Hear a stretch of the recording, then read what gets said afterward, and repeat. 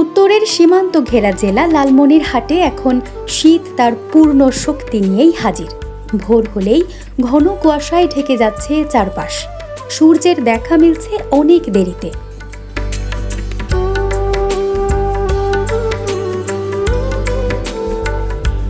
সকাল থেকে সন্ধ্যা পর্যন্ত হিমেল বাতাসে কনকনে ঠান্ডা অনুভূত হচ্ছে জনজীবনে।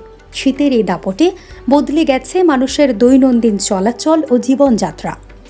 ভোরের লালমনিরহাট যেন ধূসর এক নিস্তব্ধ জনপদ। কুয়াশার ভেতর দিয়ে গা জড়িয়ে মানুষ বের হচ্ছেন প্রয়োজনের তাগিদে।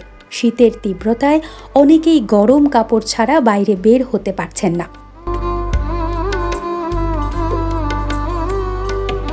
শিশু ও বয়স্কদের ভোগান্তি সবচেয়ে বেশি।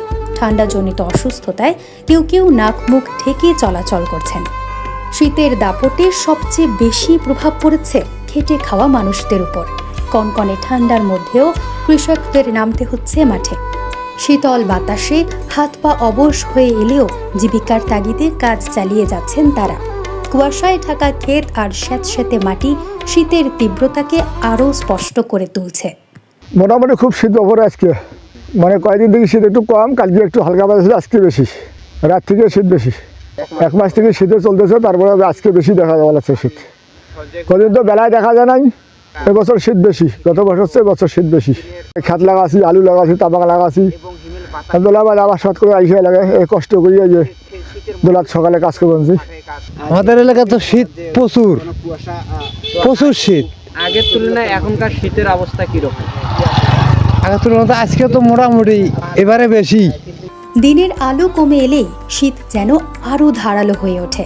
সন্ধ্যার পর হিমেল হাওয়ায় রাস্তাঘাট দ্রুত ফাঁকা হয়ে যাচ্ছে। মানুষ তাড়াতাড়ি ঘরমুখী হচ্ছে।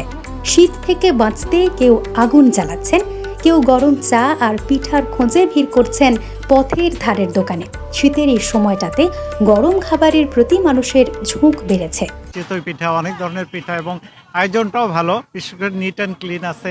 তারপরে একটু গরম রাখার ব্যবস্থা করা হয়েছে, খুবই ভালো। We are very happy. পিঠাপুলির ভালো দোকান, পরিষ্কার পরিচ্ছন্নতা, খুব ভালো লাগলো।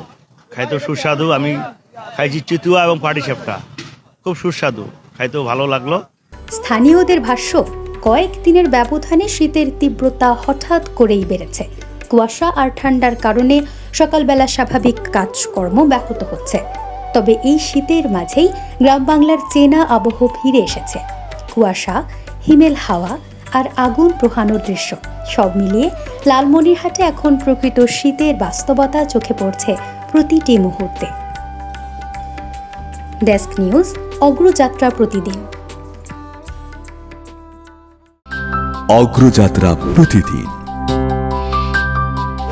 নির্ভীক প্রত্যয়ে উজ্জীবিত।